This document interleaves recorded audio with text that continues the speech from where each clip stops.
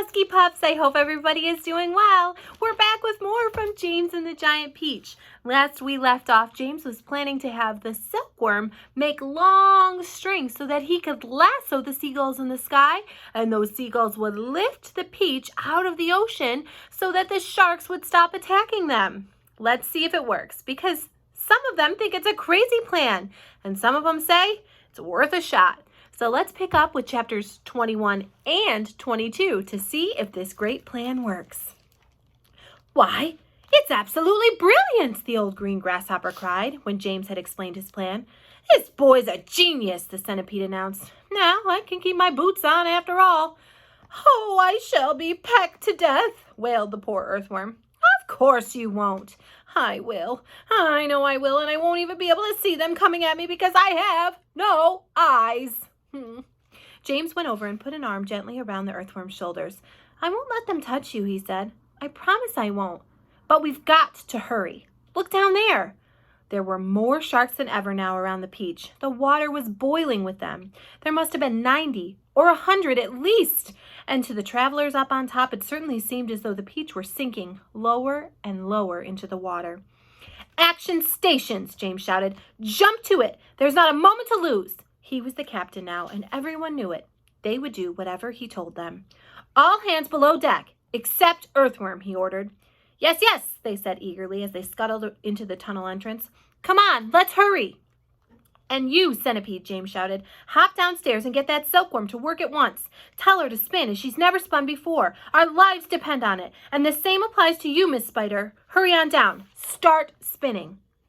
In a few minutes, everything was ready. It was very quiet now on the top of the peach. There was nobody in sight except for the earthworm. One half of the earthworm, looking like a great, thick, juicy pink sausage, lay innocently in the sun for all the seagulls to see. The other half of him was dangling down the tunnel. James was crouching close beside the earthworm in the tunnel entrance, just below the surface, waiting for the first seagull. He had a loop of silk string in his hands. The old green grasshopper and the ladybug were further down the tunnel, holding onto the earthworm's tail, ready to pull him quickly in out of danger as soon as James gave the word. And far below, in the great hollow stone of the peach, the glowworm was lighting up the room so that the two spinners, the silkworm and Miss Spider, could see what they were doing. The centipede was down there too, exhorting them both frantically to greater efforts, and every now and again James could hear his voice coming up faintly from the depths, shouting, Spin, silkworm, spin, you great fat lazy brute! Faster, faster, or we'll throw you to the sharks. Here comes the first seagull, whispered James. Keep still now, earthworm, keep still. The rest of you, get ready to pull. Please don't let it spike me, begged the earthworm. I won't. Shh. Out of the corner of one eye, James watched the seagull as it came swooping down toward the earthworm. And then suddenly, it was so close that he could see its small black eyes and its curved beak. And the beak was open, ready to grab a nice piece of flesh out of the earthworm's back. Pull! Shouted James. The old green grasshopper and the ladybug gave the earthworm's tail an enormous tug, and like magic, the earthworm disappeared into the tunnel. At the same time, up went James's hand, and the seagull flew right into the loop of the silk that he was holding out. The loop, which had been cleverly made, tightened just the right amount, but not too much, around its neck, and the seagull was captured. Hooray! Shouted the old green grasshopper, peering out of the tunnel. Well done, James! Up flew the seagull, with James paying out the silk string as it went. He gave it about 50 yards and then tied the string to the stem of the peach. Next one, he shouted, jumping back into the tunnel. Up you get again, earthworm. Bring up some more silk, centipede. Oh, I don't like this at all, wailed the earthworm. It only just missed me. I even felt the wind on my back as it went switching past. Shh, whispered James. Keep still. Here comes another one. So they did it again, and again, and again, and again. And the seagulls kept coming, and James caught them one after the other and tethered them to the peach stem. 100 seagulls, he shouted, wiping the sweat from his face. Keep going, they cried. Keep going, James. 200 seagulls. 300 seagulls. 400 seagulls. The sharks, as though sensing that they were in danger of losing their prey, were hurling themselves at the peach more furiously than ever.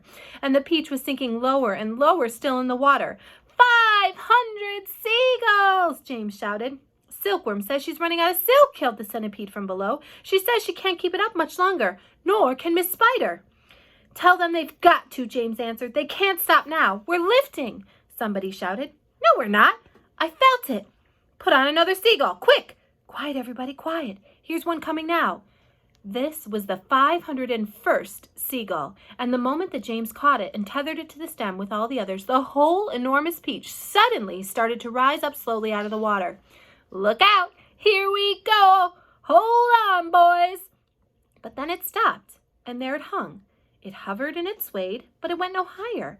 The bottom of it was just touching the water. It was like a delicately balanced scale that needed only the tiniest push to tip it one way or the other. One more will do it, shouted the old green grasshopper, looking out of the tunnel. We're almost there.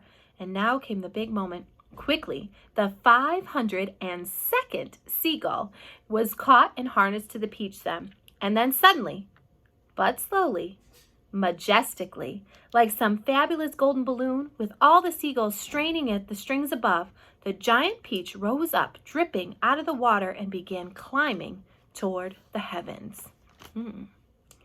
Well, my friends, in chapter 23, we'll see if their plan really truly worked and if the sharks were able to still get at that peach. We'll pick up where we left off with our school-wide read aloud of James and the Giant Peach soon.